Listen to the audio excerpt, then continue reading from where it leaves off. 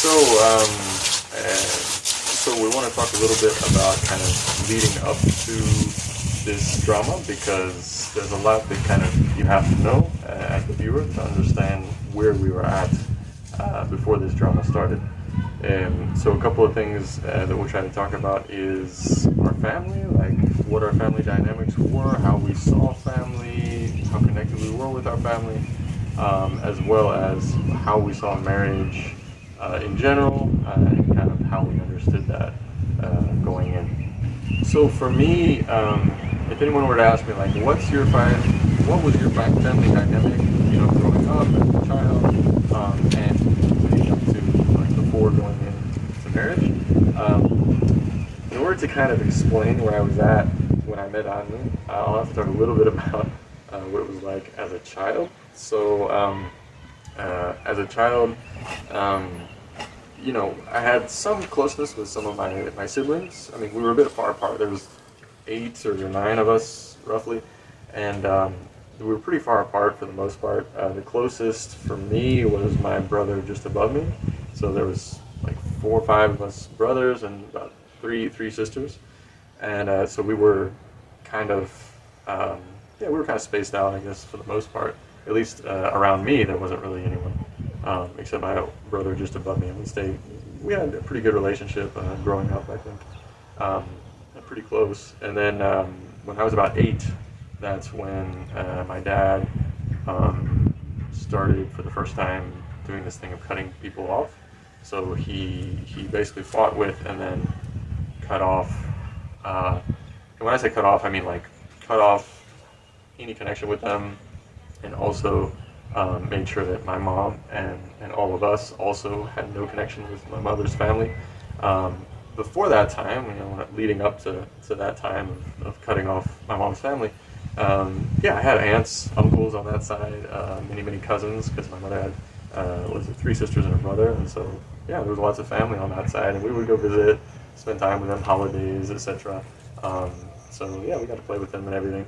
And then and the same on my dad's side, he had 3 brothers and all of their families as well. So I had cousins on that side as well, uncles, aunts, and we would meet them, spend time with them, even live near them for a while. When I was about 8 or 9, that's when there was a final sort of cut, I guess, with my mother's side of the family, and it was pretty abrupt, and the way my dad started kind of developing this way of isolation was you cut off all communication, and then you say that there's like demons or demonic activity associated with those people. So, for example, in order to kind of reinforce this, he would say, "Oh, there's a letter. There must be a letter in the mail, for mom from her side of the family, or ooh, they must be about to call or something because mom over here is getting kind of antsy and whatnot." And a lot of times it would coincide, believe it or not, and that just kind of reinforced this idea that demons exist, that there's this demonic stuff going on with them, that, ooh, we have to maintain our distance. Now, mom absolutely hated it, right? Because she was forced to leave her family and be cut off from them. And it was really hard on her. And to this day, she's affected by it, and the depression and everything, because they actually tried to help, with her depression, and tried to help with, giving her someone to talk to. And which my dad didn't like, and to say, hey, if you see red flags with your husband, it's probably because there are, and things like that, which my dad of course did not appreciate. So the way my dad kind of explained to us, and here I was 8, 9 years old, the way my dad explained to us how things worked, with like this whole cutting off and why we did it, was that his father-in-law was the problem, is what he would say. Father-in-law, and then everyone else doing his bidding, and so he said, my father-in-law, it was my fault for allowing this demonic stuff to come into the family, and we suffered for 17 years because he agreed to have the wedding venue for my dad and mom's wedding to be at his father-in-law's church, and that he never should have done that, never should have given him an inch, because then he took a mile, right? That was the idea. And then that opened up the gates for all this demonic activity to mess with mom and to mess with you children and all this kind of stuff. And so that was kind of the lore of the family, was that, as he called it. So he reiterated that to us from a young age, like, and told us boys especially, don't yield to your father-in-law, don't give him an inch, right? Don't do what I did and cause your family to suffer for 17 years, right? But really, my grandparents and my aunts and uncles and stuff, they were very, very caring people, Midwestern, super loving unconditionally, like, they just saw a lot of issues, going on with my dad, and seeing their sister and daughter, struggling and falling into depression and having a hard time with things, and just saying, hey, do you need someone to talk to about this? So that's really all they did for the most part. But anyway, so that's what had been reiterated to me is, don't do this. Then on my dad's side, once my grandmother passed, and because of money things, my dad basically made enemies of his brothers and their families, and then also refused to allow them to come visit us, have any contact with us, which is terrible also, because they also, were very close with us in a lot of ways, and they really loved us and cared for us a lot, and it was really hard on them, and hard on us, not to have our uncles and cousins and everything. But I was still young, I was still 8, 9, 10.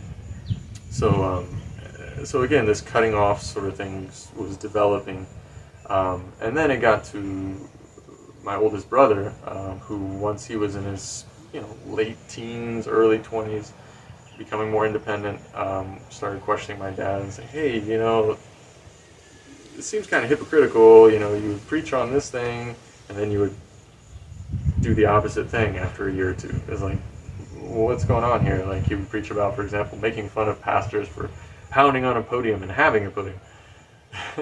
Then after a little bit of time, suddenly he had a podium that he had made specially for himself, and then he started pounding on that podium, and he's like, Dad, what are you doing? But yeah, my dad couldn't take any sort of questioning, and so he ended up cutting off my brother, and he also really, really disliked his fiance, his wife now, but his fiance, the woman he was with, really did not like her either. I think she reminded him of maybe someone from his past or something, I'm not sure. But anyways, he really didn't like her. So he cut off my brother as well, and made sure none of us really had any contact with him. And again, the way he did that was, there's demonic stuff associated with him and his fiance, wife, whatever. Like, there's demonic stuff. They have spirits. So stay away.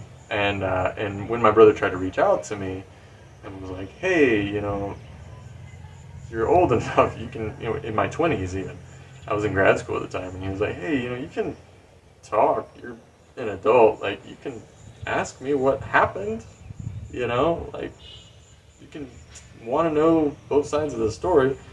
And I was like, so what did I do? I was conditioned to talk to my dad, and so I talked to my dad and said, hey Dad, so what is all this about? He said, there's demonic stuff, he tried to contact your sister, and she was like laid out on the couch, for hours and hours until I got home and prayed over her, and then she was able to get up, so it was heavy demonic stuff, so don't mess with that, don't even answer.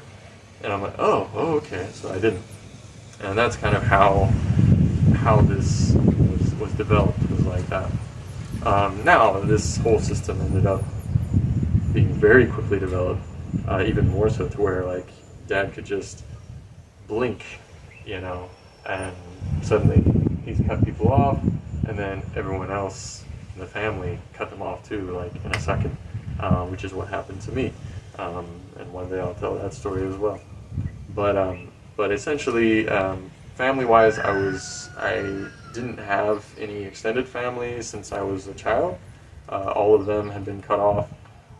And then, so all that was left was like nuclear family, right? So it's just like, stay together, it's just us. So this isolation thing.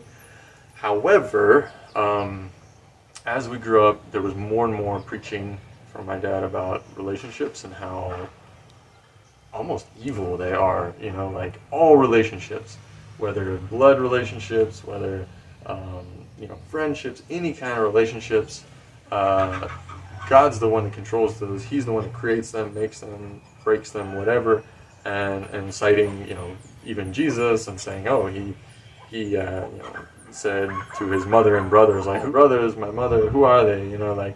But those who believe and obey in God, right? So he used those sort of verses to get us to start thinking of relationships as something you hold lightly, and that they can be taken out or put in at any point, and that God's the one that does that. Now, when we say God, we're actually meaning my dad, right? He's the one that controls all this. He's the one that does all this stuff, because he's the one that interprets what God says for us, right? Because God supposedly speaks to people, but only to him, right? He's supposed to speak to everyone, but he's like, he just speaks to my dad, basically. So yeah, as things progressed, and this idea of relationships are bad, don't give anything into relationships, just trust God, and whatever relationships he makes, those are the ones that you care about, but you don't have to maintain relationships, right?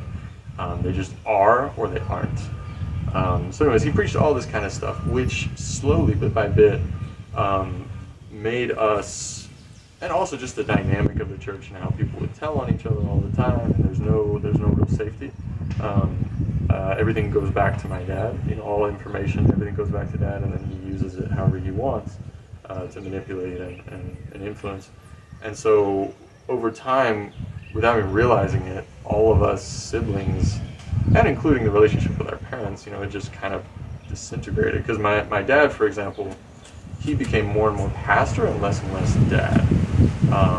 And it also came to the point where it's like, sure, you can go to any church, but not really. You are, because you're my child, and I am your pastor, therefore I'm your pastor for life, is the kind of idea, which is also one of the reasons why my brother got excommunicated, was because he's like, wait, this doesn't make sense. How can you be our pastor for life? Like, this doesn't make sense. But that's kind of where it got to. And so our connection as siblings and all this familial connections just kind of disintegrated over time. And I felt it. I couldn't really put my finger on it, but I felt it. And it was a few years ago, I was like, we should really try to call people and talk to people and maintain these relationships.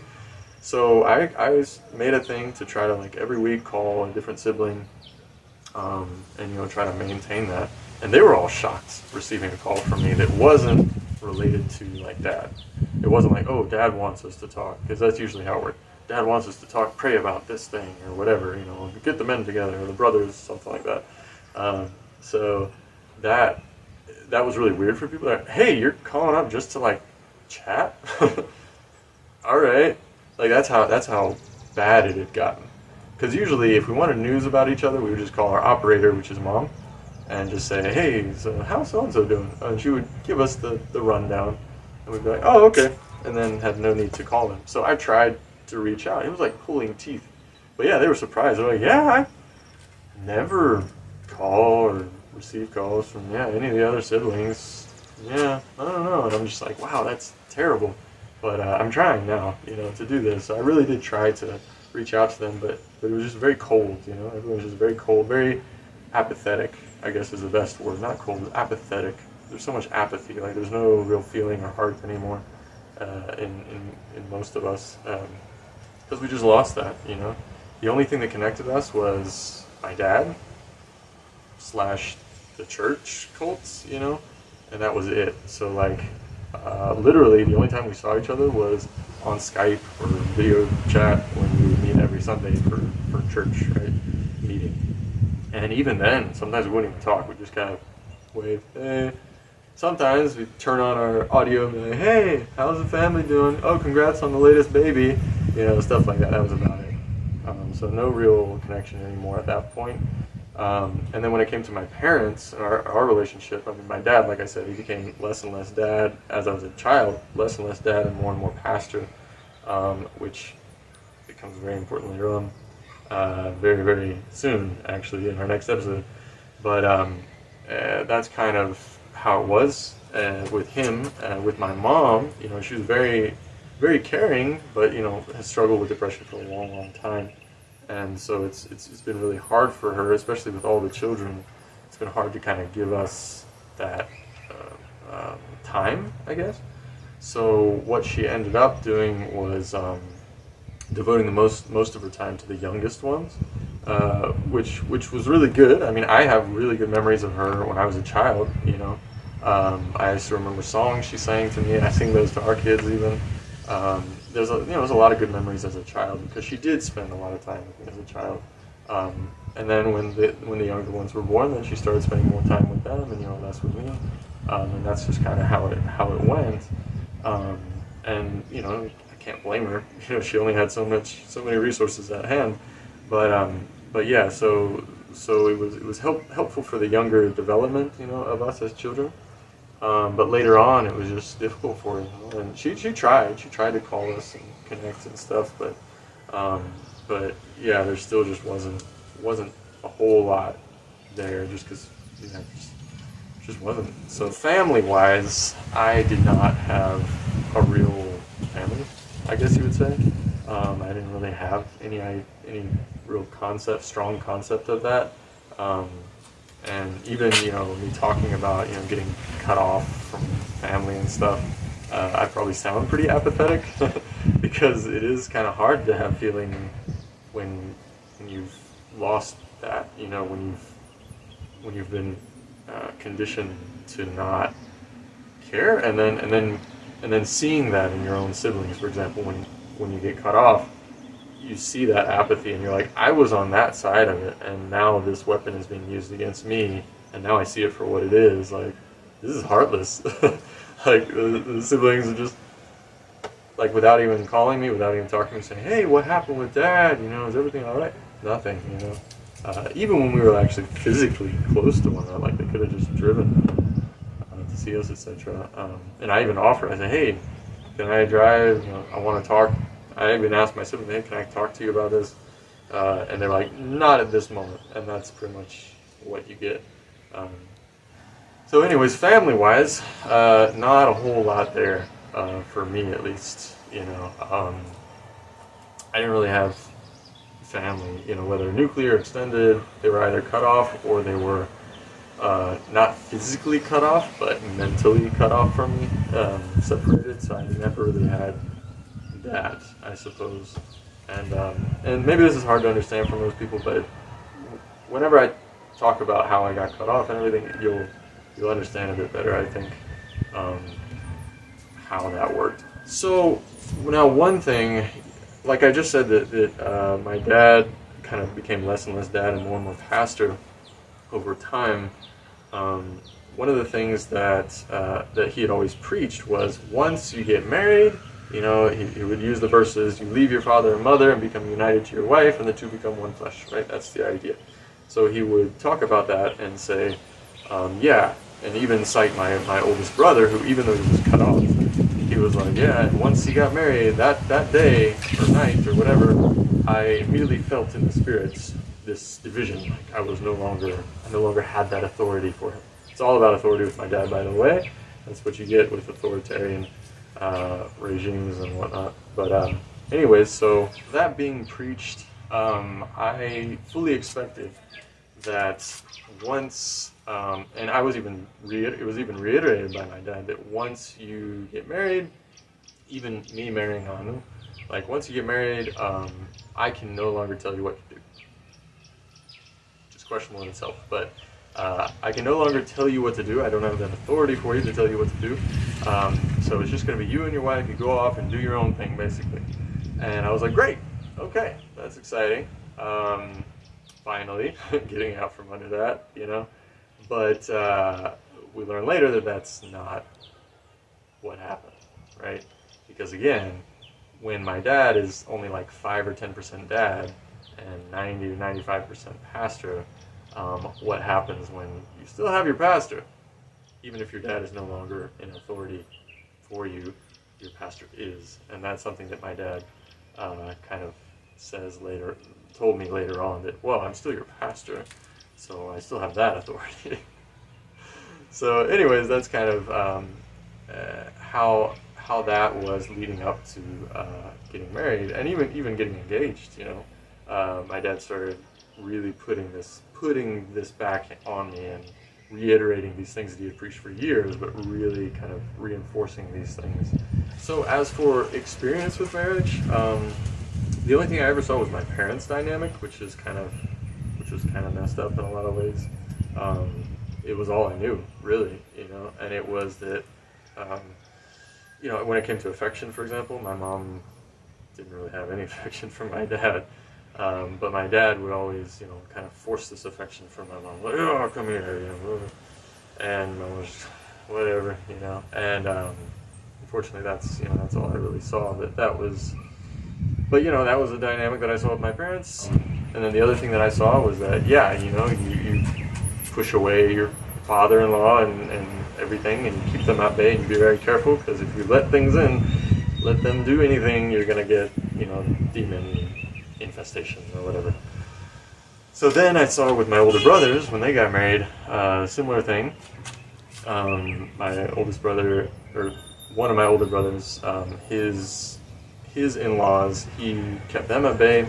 I mean, he did something similar to my dad, which was kind of blackmailing them, which is like saying, because they had money. So it's like, okay, you can visit, see your daughter, see your grandchildren, but only if you do what I say, basically. Only if you act in my house the way I want you to act and stuff like that. So it's very much blackmail, right? It's holding your wife and children hostage, essentially, in order to get others to do your bidding, which is textbook what my dad did, like with my grandmother, for example. And he boasts about it too, in fact. But anyways, then for another brother of mine, he did similar things from the beginning. He changed the date of their wedding. He moved it one day forward, like 2 days before or something. He's like, okay, we're gonna have the wedding tomorrow instead of the day after tomorrow, or something like that, just to kind of throw off his the in-laws for the most part, so that way all the plans they've made, were trashed, and everyone had to scramble to get there and to make it on time, and that was his way of making his mark. And my dad was so proud of him that he did that, and I wonder how much of that was actually my dad's idea. I don't know, or if it was just inspired by my dad. But either way, and then he kept that family at bay, and so, oh yeah, they've got lots of problems. Everyone has problems, man.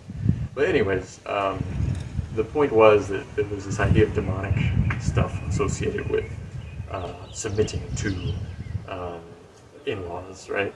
So that was really reiterated a lot, to me, leading up to our own, wedding and marriage and everything. And so that was there in my mind, like, ooh, be careful.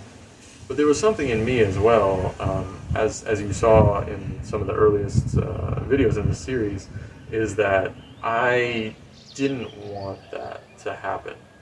I had seen how that happened with my brothers, I had seen how that happened with my dad, and I was like, I don't want that. I want a good relationship with my father-in-law, or future father-in-law, and that's why I wanted Anu's father's number, just in case we ended up, being a thing. I was like, I want to already be in contact with him, to already know me, so that way these sort of breakdowns won't happen. And I did try. I really did want that to be the case. But like I said, there was still in the back of my mind, ooh, demons, ooh, be careful, oh, what if he tries to, overstep his authority? That sort of stuff was still kind of in the back of my mind, even though I didn't want any of that to happen. But you'll see how that turned out. Oh, and not just my brothers and their families and everything, but everyone else basically in the church, the cult, whatever. So other men who had come to the church and then got married and everything, they ended up doing a similar thing. So the isolation kind of started developing among all of the families at the same time, and my dad was the one that was kind of guiding that. And basically turning these men into serious jerks to where they get offended at any little thing and they say, "Oh, you can't talk to the family." Blah, blah, blah. So there were other families, not just blood relatives, but other families as well who were doing that, following along those same lines of cutting off their families, to where the families are desperately asking people, even to this day, like, "Hey, is my sister okay? You know, are their children all right? Is there stuff going on there that we don't know? Like, are they safe? Are they alive even?" You know, a lot of them don't even know. So it's really traumatic, you know, for a lot of these families to experience this, of course. But those are the things that I saw. You know, I saw this go on, and I was like, wow, this is a real trend. And I'm sure Anu saw that too. That, ooh, there's this trend of, what is this? But yeah, even though I saw this trend, and it was in the back of my mind, and all this brainwashing related to it, and then my dad reiterating to me, like, you know, be careful, keep in mind, keep them at bay. You know, since I was a child, being told that brainwashing really stuck. You know, no matter what my personal desires were, there were still those fears in place.